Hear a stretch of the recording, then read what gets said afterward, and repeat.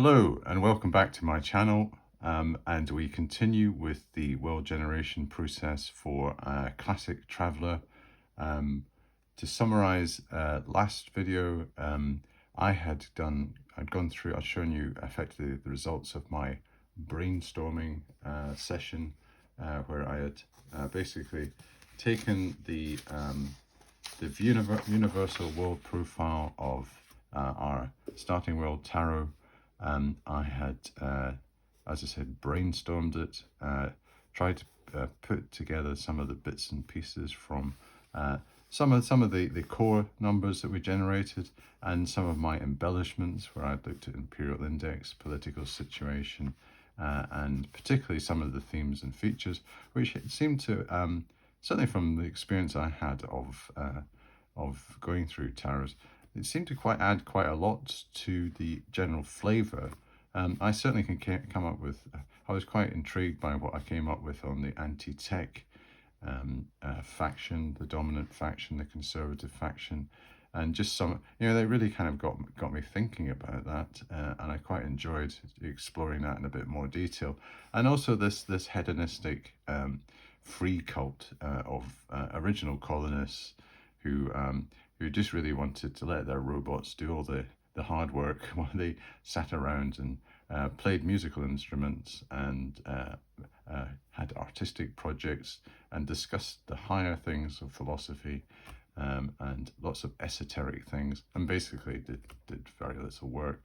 And I thought they were quite interesting little additions to bring into the the quite busy political situation of having quite a favourable government, a representative democracy, a republic, with some little factions that were sparring for their own little piece of the pie.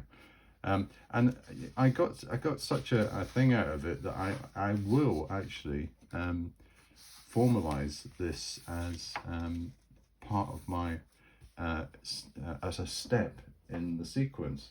So if you cast your minds back to, I have that sequence of setting up the,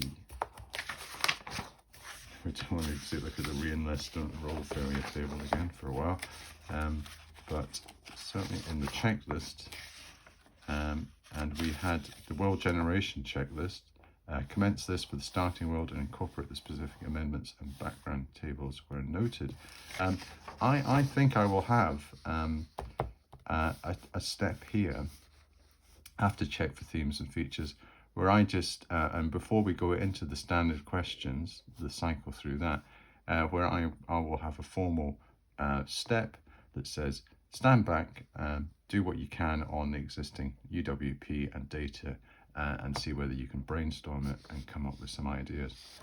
Because I think that's going to be quite useful in seeding what we have in the standard questions. So, that being said, let's move on to the standard questions.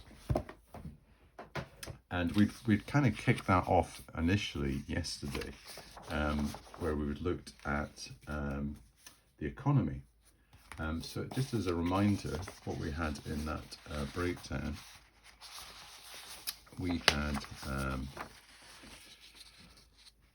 had this key dimension economy, and we discerned what the natural resources were, what the economic bases were, and we rolled 3 times on the trade table. We actually rolled 6 times, and again I think I might modify that to 6 times, because I'm quite keen to get as maybe quite a variety of different potential industries or kind of primary industries on the table, and then maybe tier them and say that the 2 of them say are top tier and important, 2 are maybe medium and less important, and 2 are maybe minor. So what we had as our selection last time were, and I just did, I basically summarized what we discussed last time on this sheet here, and just kind of drew up a bit more formally. we had the natural resources that we determined, and that's the first item on our checklist where we look at natural resources. I had some primary exports. We had polymers, and I thought initially that these would be maybe synthetic.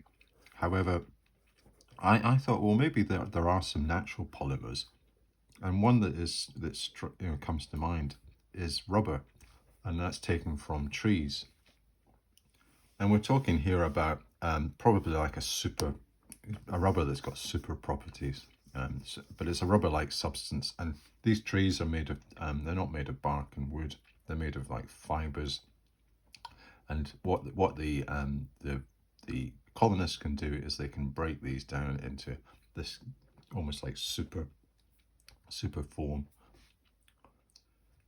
And I thought that would be quite a nice use that we could make of one of the, I suppose, quite abundant natural resources on the planet, which are these trees.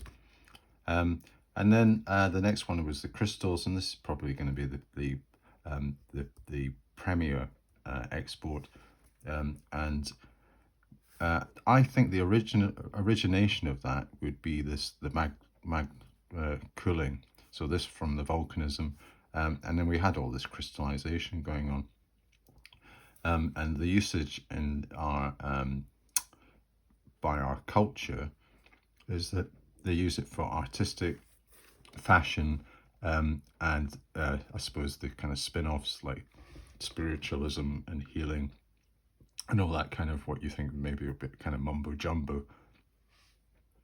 But there is a market for that in other planets, and also there's some industrial applications in equipment, in the communications equipment, and probably the most lucrative, although I'm saying this is going to be a very minor percentage of some of the actual crystal substance that we extract. It's a component in the jump drive. It forms a part of this what's called the warp core. So you imagine, think about Star Trek, and they've got these dilithium crystals. This is kind of like the traveler equivalent of dilithium crystals. And this would be found probably in caves and deep valleys and gorges on the surface. So I'm not saying it's like all over the place and it's super abundant, but it is there. So we did also touch on the economic basis of the planet when we were looking at the trade classifications, and we came to the conclusion that imports of quality foodstuffs, luxury items, imports most finished goods and equipment. It's self-sufficient in arable and pastoral farming.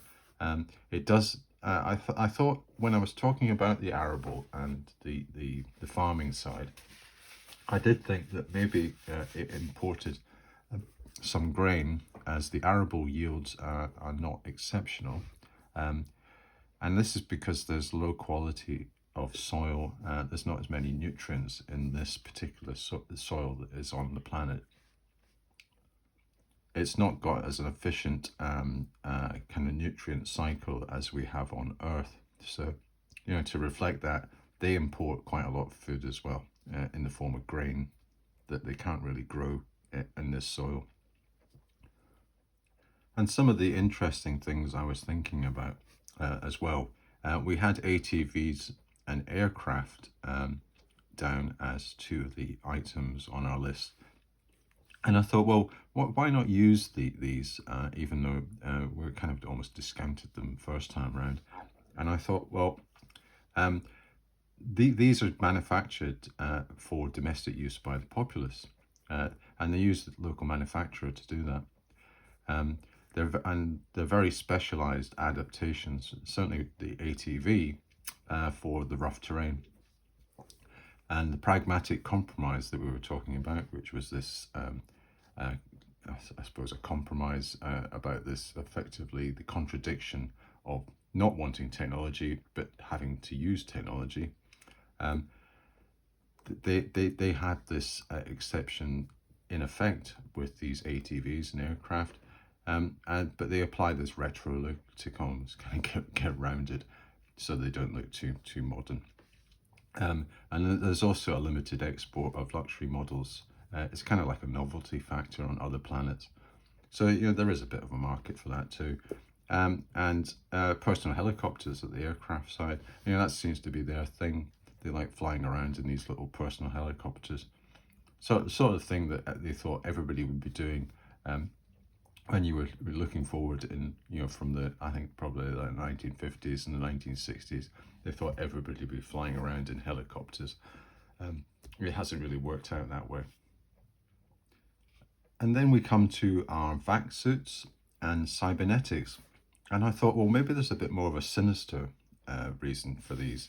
Again, initially we were going to discount them as being, this is a bit ridiculous. Why would a planet so against technology be producing this? Well, I thought, well, probably that's because it's clandestine, and it's also a secret manufacture activity, and also modification to these things. And this company that is one of our factions, I've called it the Tarot Corporation, is developing autonomous models, self-aware systems, and also armor enhancements on the vaxes to create. Who knows what they're going to create? But I think maybe that could be like an adventure. What do I call them? Adventure point. So we could have an adventure point with that. To summarize the economic position, there's an economic imbalance of trade, but the crystals and polymers are quite lucrative and help basically make the planet not poor. We had a poor classification. So I would say it's not your classic poor planet, but it's not a wealthy planet. It's somewhere kind of in between. It's got high dependency for certain things from the outside, but it's self-sufficient in most terms. From an agricultural point of view, but it's not generating enough in the balance of trade to make it a wealthy society. So we can move on to the next phase, which is society. And this is where we would consider things like the government, tech level, the law level, the imperial index, and the political situation. And I have 4 main themes that I look at in society. I look at the outlook of the society, its organization. I derive what's called a societal strength, and also their xenoacceptance. How much do they tolerate outsiders, off-worlders? So this kind of almost like, and within that, I probably bring in culture, although I treat that as a separate item. They're quite integrated together. So I have, again, I've just done a bit of an exercise, just to kind of get on top of that first, to generate. I've got it underneath here. That is the economy. Yes, here we go, society. And I've summarized these themes here. And I've looked at the outlook of our society, and I'm saying that the majority ruling faction, which has conservative values, from a technological viewpoint, they're viewed as maybe reactionary. So we have all these different potential categories: progressive, conservative, radical, reactionary, stagnant. I would say that they have a conservative cultural outlook. The society, they want to maintain kind of like a status quo and keep things as they are.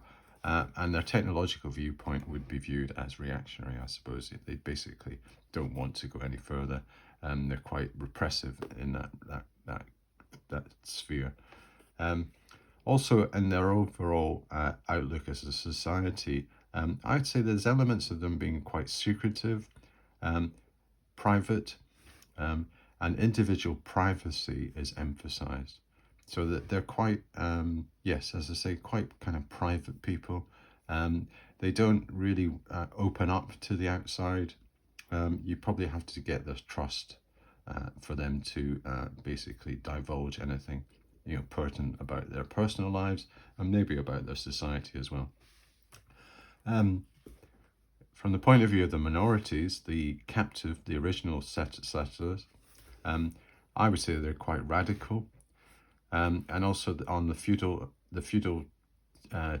texts and the corporate, they're aligned to a progressive and a tech-driven viewpoint. So there's quite a bit of difference in outlook, but the dominant form of almost like societal outlook is conservatism. Their society, their organization of society, I would say is probably an open society.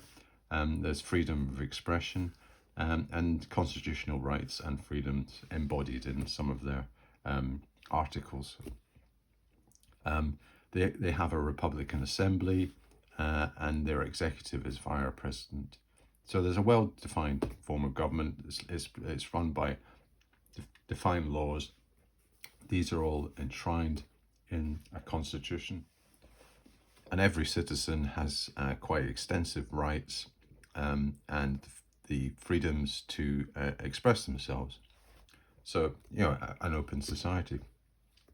As a consequence, I would say their societal strength is strong, confident, but there are elements of growing dissent, which are gaining influence.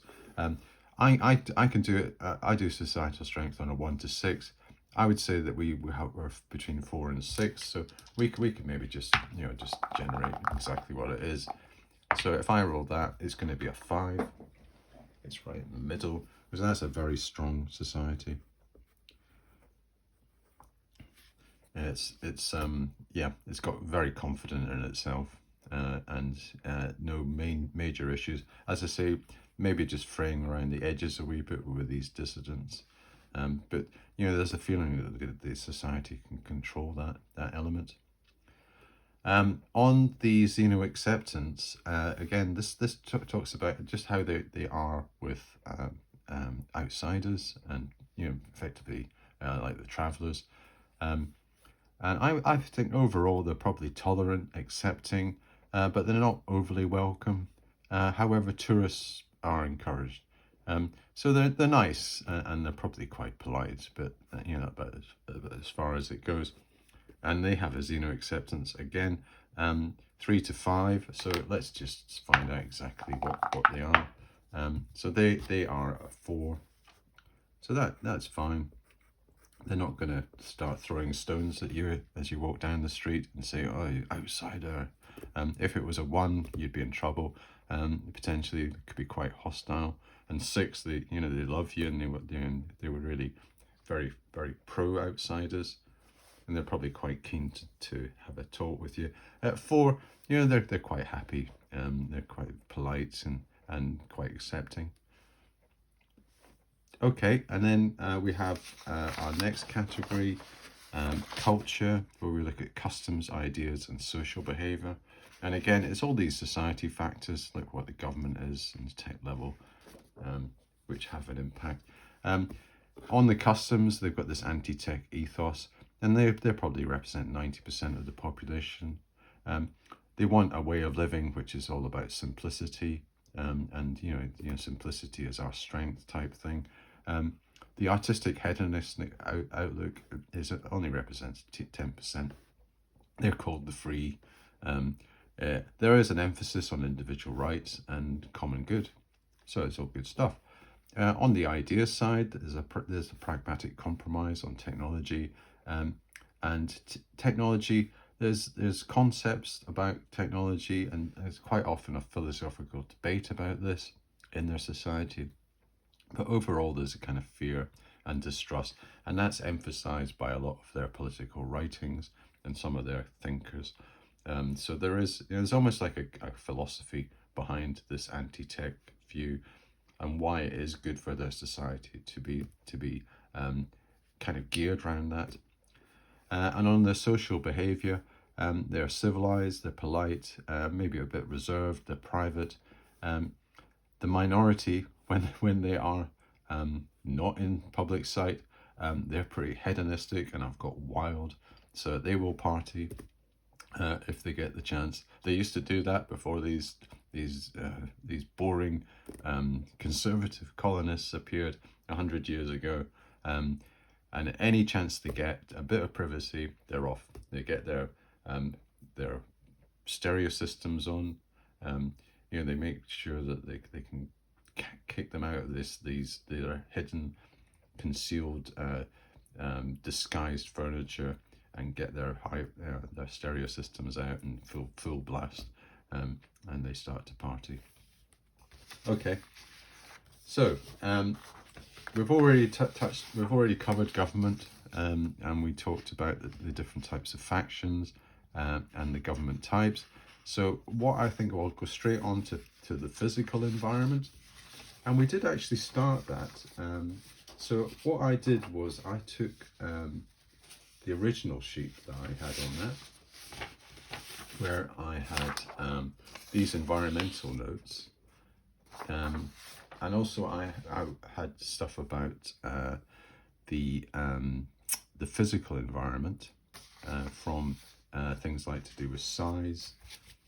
So we had these notes that I'd done before, all about the size of the planet and the atmosphere, hydrographics, which gave a kind of picture of what it was like.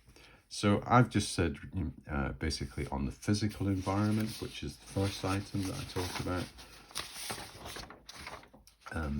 Basically natural elements, and then climate and weather and hazards.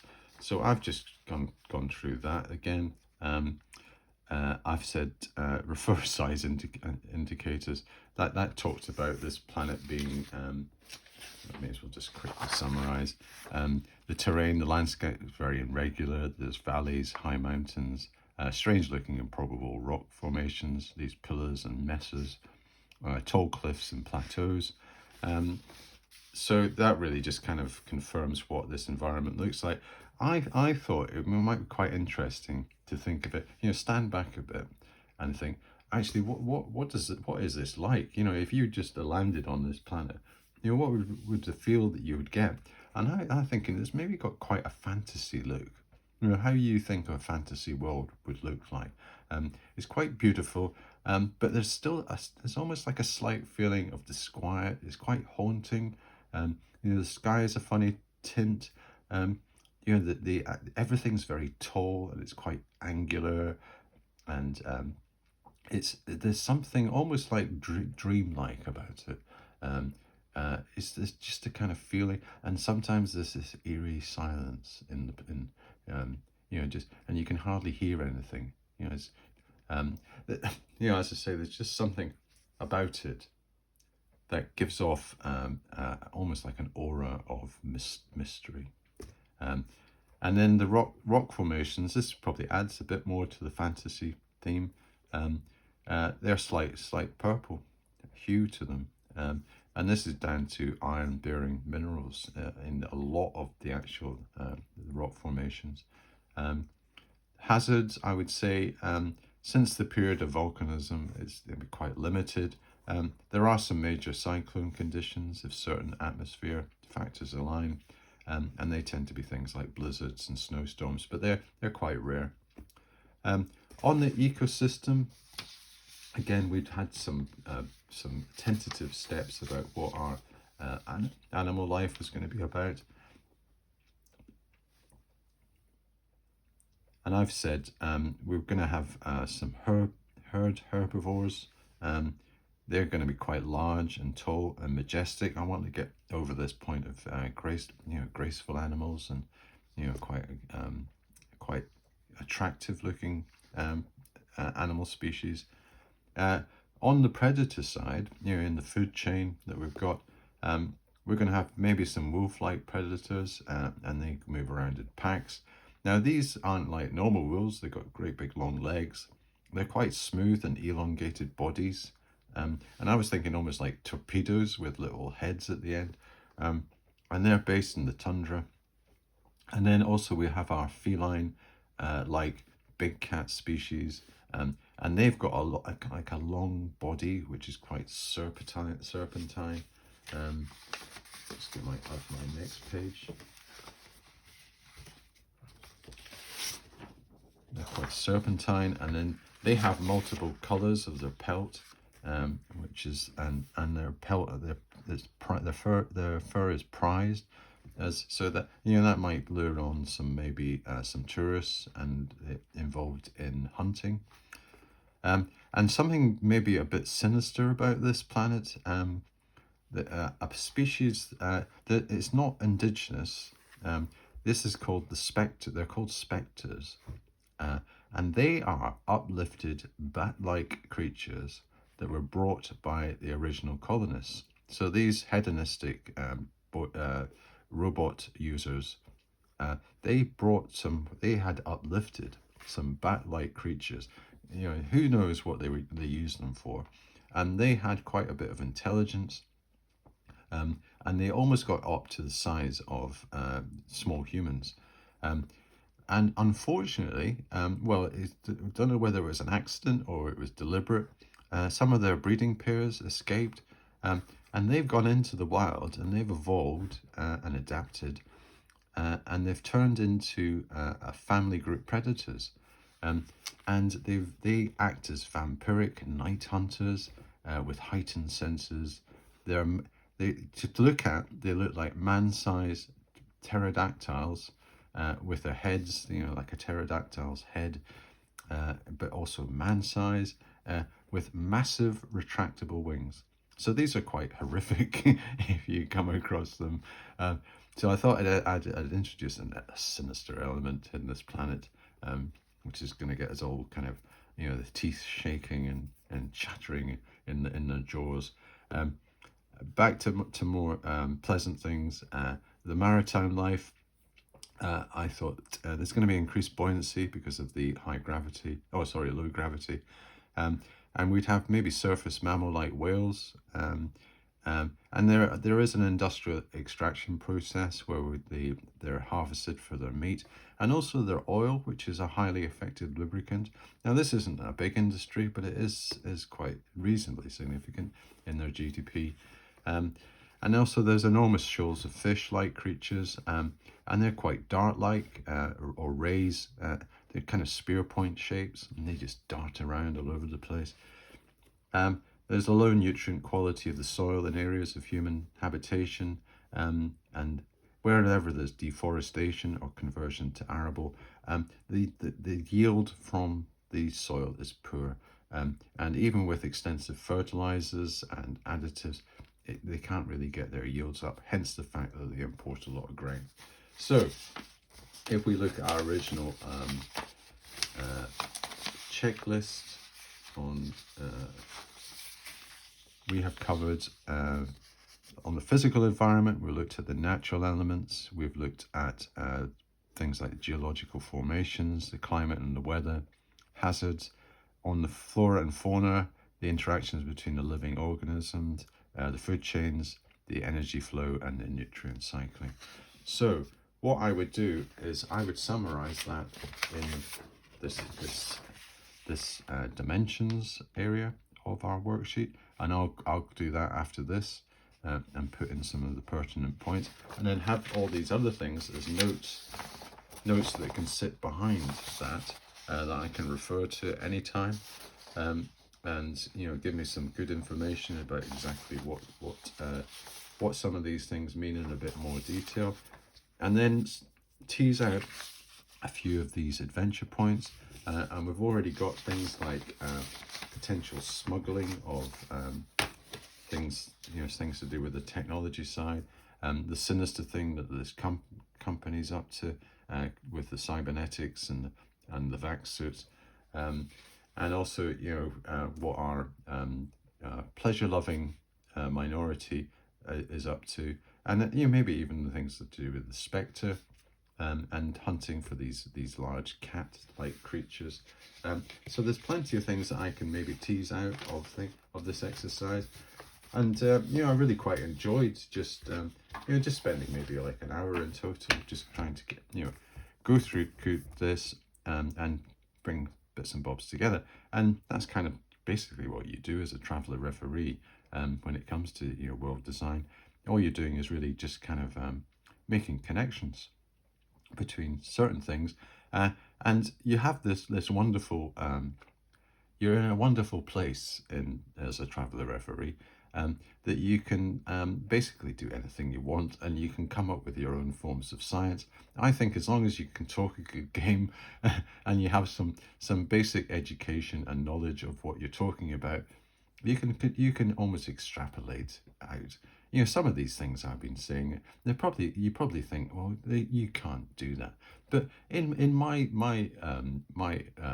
universe, maybe there are some sciences, or there are some, who's to say that some of these things can't happen?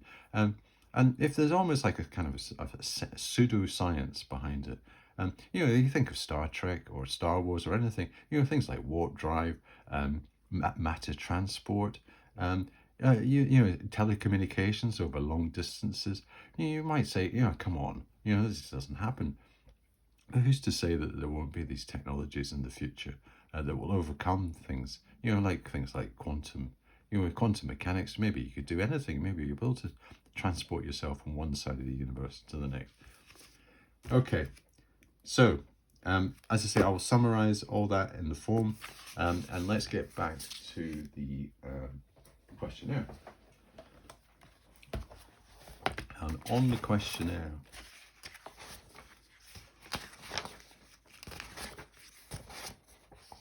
see if we can get there. Yeah.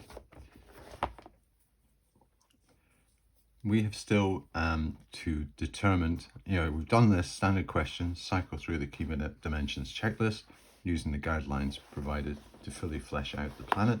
So I think we've got a pretty comprehensive kind of end-to-end view of what this planet's about. And obviously we'll get into far more detail when we start exploring it and adventuring in it, but I think that's probably quite a good start. We'll determine the travel zone of the planet, so we'll match the details generated during world creation to the hazards or threat level. Now, I suppose in the round, I don't think there's probably enough of environmental threat to rate this for any form of either amber zone, which is basically use caution, or red, which is a hazard and avoid. Potentially, these spectres are dangerous life forms, and they could pose a threat. However, they're not. There's not millions of them. They're not going to overwhelm the society. The society seems quite stable. It's got some democratic institutions. It doesn't seem like you're going to be arrested in the street, and thrown in a jail, and have no rights. It all seems like there's a lot of due process. So I would say that this has no travel zone. So we can safely, sigh of relief. We've got a safe planet. So that's us effectively finished our world generation. We just have one last thing to do, and that is to generate 3 prominent NPCs that are influential on this world and may impact the campaign at some point. So we use the patrons table to determine who they are and match them to the details emerging from the standard questions and other stages above. So we roll for their personality to help with their motivation and whether they pose a threat or an opportunity. Way. So let's do that. Have a bit of fun at the end of the process. Get away from all this terrain stuff and culture and society and we'll get back to the nitty-gritty of human beings and NPCs, and do a bit like what we do in an AD&D thing, do one of our favorite things, which is to work out their personalities, what makes them tick. So if I just can remember, where are the, there's the ship design, travel, where was encounters? I'm not as, here we go, encounters, and there's a nice big double spread. Here we go. There's 2 lists for patrons. You have patron list 1 and patron list 2. And patron list 1 was the original one in the Traveller, the 1977 version. And this is a nice little addition that this 1982 or 1981 version's done. They've generated another patron list, which seems to be populated a lot by citizens of the Imperium. So they seem to be updated for those type of things. So it's got doctors and rogues and nobles and barbarians and pirates. However, I think I want to use the combination of the 2. So what I'm going to do is I'm just going to do a straight 1 to 3 is list 1 and 4 to 6 is list 2. So let's have a look at our 3 patrons. So we'll have patron 1, not patron, NPC 1, NPC 1, NPC 2, and NPC 3.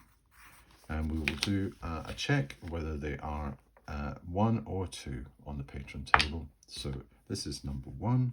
He's 1. He's 1.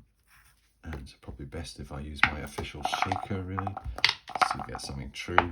And he is, alas, there's a 1 on patron table 2. So let's get our, in fact, I could use my little, maybe that's a good one for differentiating. Use that as the first number.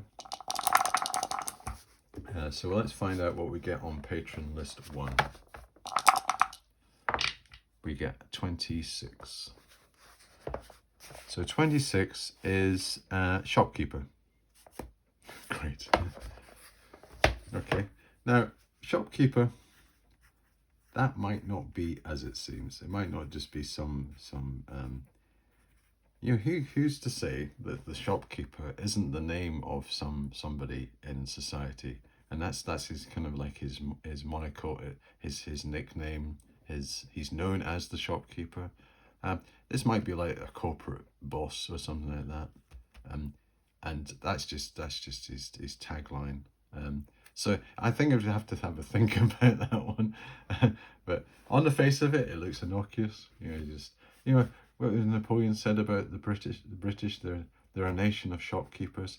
You know, there's lots of different connotations. I think let's leave that one there just now. So we'll get on to our next one. That's not a very good start, was it? 23. So what's that? 23. Oh, a rumour. So what we can do is re-roll on that, because we're not going to get a rumour as a person. So the rumour does not exist. In fact, what we could do is, if we get a rumour, I'll just make a little ruling just now. We roll on patron list 2 as a consequence. That's good. That's a good idea. Or you roll on the other table. That's what we would do. So we're going to have a 1 and a 2. Scout Administrator. Okay. So maybe someone in the Imperium is a major. Now I'm saying that these are major NPCs on the planet. They might just be major in terms of who the characters could interact with, and personalities that we could maybe draw in. They don't have to be like the presidents and the head of corporations and whatever. They might be just important individuals, say in the starport or in the urban area roundabout. It's that kind of thing. And then our final one, we've got on patron list 2, we have a 22. And 22 is a technician. Okay. So And technician could mean, a basic technician who just works in, say, a laboratory or in some sort of industry. Or maybe the technician is someone that's higher up the chain and is in a company that's maybe something to do with the cybernetics or whatever. It doesn't, as I say, it doesn't have to be just the basic label. You can extrapolate out from it. So as I say, shopkeeper could be a corporate, that maybe just the name of the person, or what they kind of like their nickname. Again, this could almost be like the technician is a name for someone that is in charge of, say, that the tarot company, the tarot corporation. Yeah. Who's to say that the shopkeeper isn't what they call dismissively the president? He just acts like a shop. He's got no personality. He just counts the pennies and he's not a generous sort of person. I'm really kind of clutching here, but it's that kind of thing. So the only other thing we have to do on that is personality, and see whether that generates a bit. Now, I was hoping we would get things like secret agent and spy, but we didn't. So maybe the personality might hot it up a bit. So let's see, what is the shopkeeper's personality? And he is a 21, and he is dedicated. So he's a dedicated, and I'll put 21. And on 21, dedicated is stays focused on their goals even in adversity. Okay, quite, as we say, a dedicated person. And Scout Administrator is a 54, and a 54 is inquisitive, curious and investigative nature, as you'd expect with a Scout. So I would put inquisitive. And our final one, the technician, 33, arrogant. Okay, so maybe he is the head of this company. He's an arrogant. He believes they are superior to others. Okay, so as I said, go beyond just the simple the name here. Think about what these people could represent. Maybe the Scout Administrator, he's in charge of maybe some of the Imperium stuff, and they have a Scout that's the key guy in charge of that. The technician could be on the head of this tarot corporation, and the shopkeeper could maybe be a nickname for someone in the government that's quite high up. I'm saying the president, but let's not maybe go there. But maybe someone in the Senate, a senator, and he's got a bit of a nickname of shopkeeper. He's a very dedicated senator. Yeah, so you could extrapolate. So what I'll do is I will extrapolate for the next session and see whether I can come up with some quite adventure-y type backstories to these particular characters. Okay. So, as I said, what I'm going to do is I'm going to complete this, populate all these dimensions, jot down some adventure points, feed that back to you next time. And also, on the back of that, you're probably wondering what the next steps are.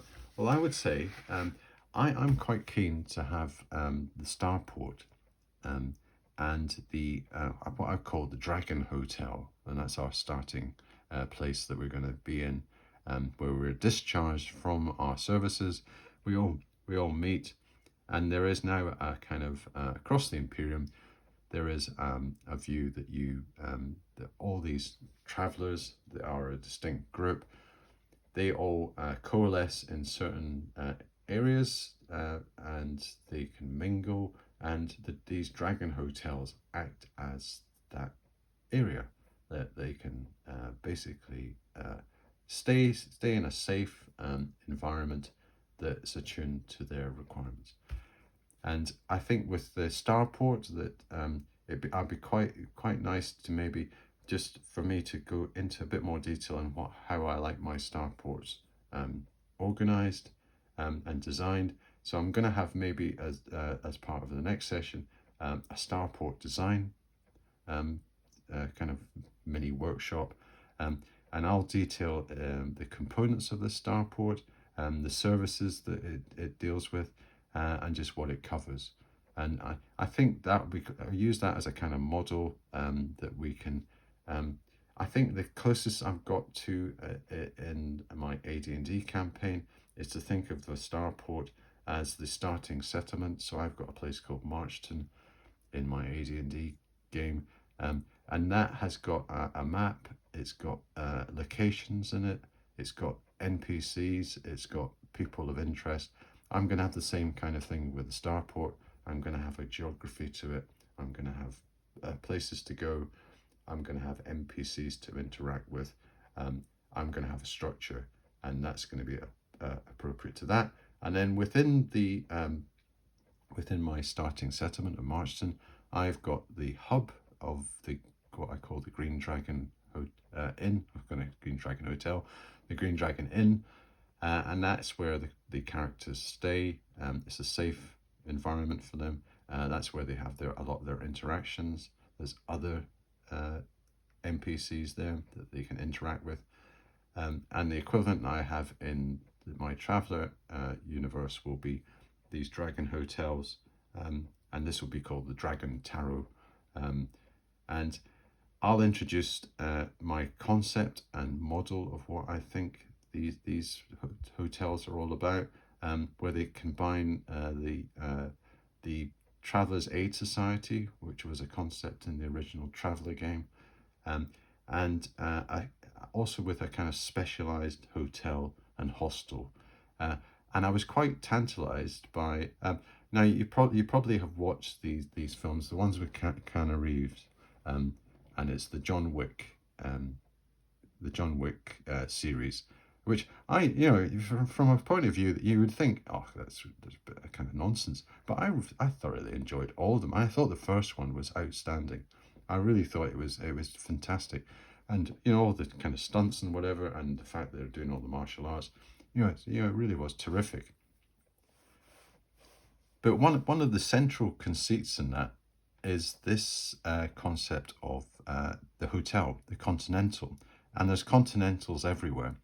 And I was thinking, wouldn't that be a fantastic idea for my campaign, my Traveller, is to have almost like a continental kind of model, where you would have you almost like you as a resident, you come onto almost like a kind of hallowed ground, a kind of safe place, and there are rules of engagement that you are not allowed to.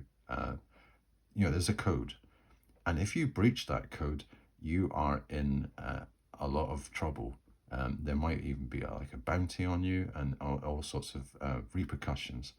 So I really want to maybe kind of develop that concept a bit more. Not go full bore. I'm not going to say it's going to be like John Wick and we're going to have Winston and the concierge and stuff, but there might be characters in it that are similar. They have similar roles. You'll have a manager, you'll have a concierge, you'll probably have a head of security, and that will be duplicated across the Imperium. Every world will have one, and maybe have several if it's a large population world with different urban centres. Okay, right, so that's basically what I want to talk about next time. Okay, well, thanks very much for watching that. I think we got through the entirety of our World Generation series. I'm quite happy to have done that. It's been quite a bit of fun. I think we've got quite an interesting starting world tarot. Beautiful, but mysterious. Let's get cracking on the next stage next time. Okay, thanks for watching, and I'll see you next time.